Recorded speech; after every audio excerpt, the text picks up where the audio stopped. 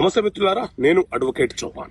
మిత్రులారా, ఒక కేసులోని విషయం ఏంటి అంటే, ఒక వ్యక్తికి భార్య చనిపోయింది. భార్య మరణించిన తర్వాత ఇతను మరొక వివాహం చేసుకుంటాడన్న అనుమానంతో భార్య యొక్క బంధువులు ఏం చేశారంటే, అతని యొక్క సెల్ఫ్ అక్వైర్డ్ ప్రాపర్టీస్ ని వారి యొక్క పిల్లల పేరు మీద అతను గార్డియన్ గా ఉండేలాగా రిజిస్ట్రేషన్ చేయించినారు. ఇప్పుడు అతను రెండో మ్యారేజ్ చేసుకున్న తర్వాత ఆ ప్రాపర్టీని మైనర్ పిల్లలకు తెలియకుండానే అమ్మే ప్రయత్నం చేస్తున్నాడు. అమ్మడానికి అవకాశం ఉందా అని మన వద్దకు వచ్చినాడు. సో మిత్రులారా, మన దేశంలో Hindu minority and guardianship act 1956 అనే చట్టం అమలు ఉన్నది. ఈ చట్టం ప్రకారంగా మైనరు అని అంటే 18 సంవత్సరాల లోపు పిల్లలందరూ కూడా మైనర్లే. ఈ మైనర్ల పేరు మీద ఉన్నటువంటి ఆస్తులకు గార్డియన్ గా తల్లి, తండ్రి, ఇంకెవరైనా ఉండొచ్చు.